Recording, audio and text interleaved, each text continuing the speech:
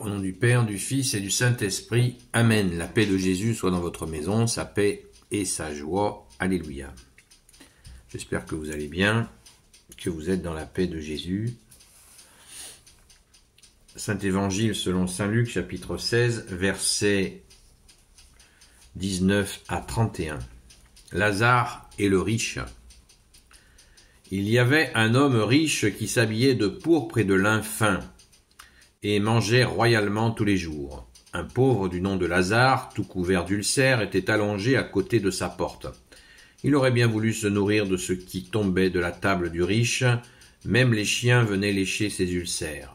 Or le pauvre mourut, et les anges l'emportèrent jusque dans le repli du manteau d'Abraham. Le riche aussi mourut, et il eut un enterrement.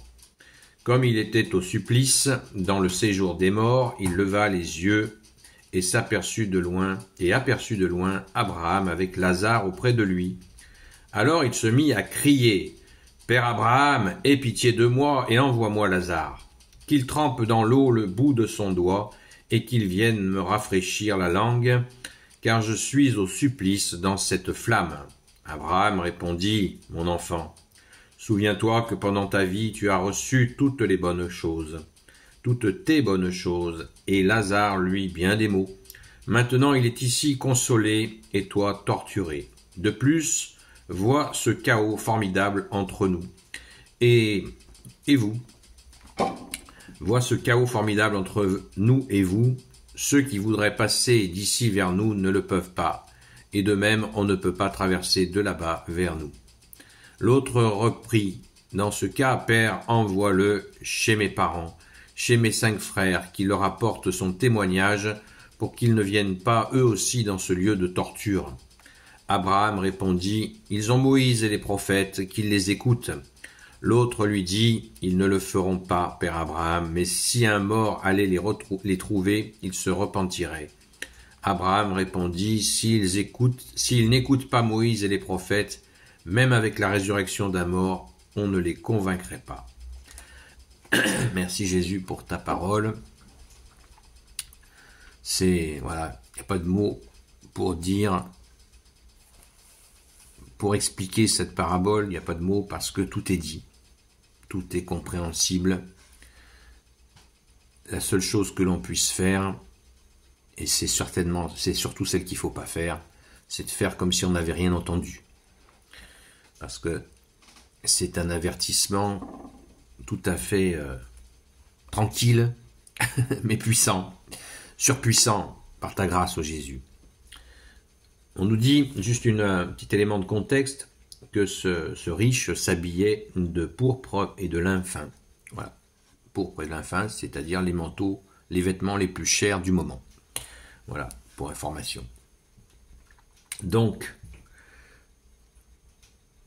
cette absence de charité, Jésus nous le dit sans cesse, nous serons jugés selon l'amour, et là on a le processus de jugement qui confirme bien que nous nous jugeons nous-mêmes par le comportement que nous avons eu sur cette terre. Voilà, donc nous serons jugés selon l'amour. Quel amour nous aurons à présenter au bon Dieu quand nous passerons de l'autre côté? À toi Jésus, puisque c'est toi qui nous envoie là où on doit aller. Eh bien, les choses sont très claires. Vous voyez pourquoi nous avons reçu à notre saint baptême la foi, l'espérance et la charité. Charité, vérité. Soyons attentifs à ce que notre charité soit toujours en vérité. Ne nous faisons pas piéger par des petits malins. N'abîmons pas notre charité à venir en aide à des escrocs. Oui, il nous faut trouver. Jésus met sur notre route des gens qui sont réellement dans le besoin, mais il faut bien écouter parce que les escrocs sont très malins. Et bien sûr qu'ils sont très malins parce qu'ils travaillent avec le malin qui sera trop content d'avoir gâché notre charité. Donc soyons très vigilants, très attentifs et surtout dans la prière. C'est en priant, en demandant à Jésus, Jésus s'il te plaît, aide-moi à venir en aide à des gens qui en ont réellement besoin. Merci Jésus de nous aider à ce que la charité que tu as déposée en nous, elle soit toujours à bon escient. Donc, cette séquence extraordinaire, vous voyez, l'abîme qui a été créé, là, c'est exactement ça. L'abîme qui a été créé, eh bien c'est ce riche qui a créé cet abîme par son indifférence complète envers ce pauvre qui était, nous dit-on, à côté de sa porte, verset 20. Un pauvre du nom de Lazare, tout couvert d'ulcères, était allongé à côté de sa porte. Voilà. On peut penser à une parabole connexe et inverse, qui est le bon samaritain. Le bon samaritain. Plusieurs religieux passent devant un homme à moitié mort dans le fossé. Plusieurs religieux de l'époque passent et ne s'arrêtent pas. Et là, c'est un samaritain qui s'arrête, qui le soigne, qui le met sur son âne et qui l'emmène même se reposer, reprendre des forces dans une auberge. Et en plus, il en rajoute encore en disant à l'aubergiste, c'est moi qui paye. Ouais, voilà l'inverse. Suivons le bon samaritain que Jésus nous a bien expliqué. Et donc ce riche, Jésus le dit aussi dans une autre parabole, les riches, vous avez déjà votre consolation sur cette terre. Et j'en discutais avec un prêtre et il me disait qu'il est effectivement très difficile de convertir un riche, extrêmement difficile parce qu'ils ont tout et ils croient qu'ils ont tout. Ils croient qu'ils ont tout. La vie éternelle, c'est pas sûr. C'est pas sûr du tout.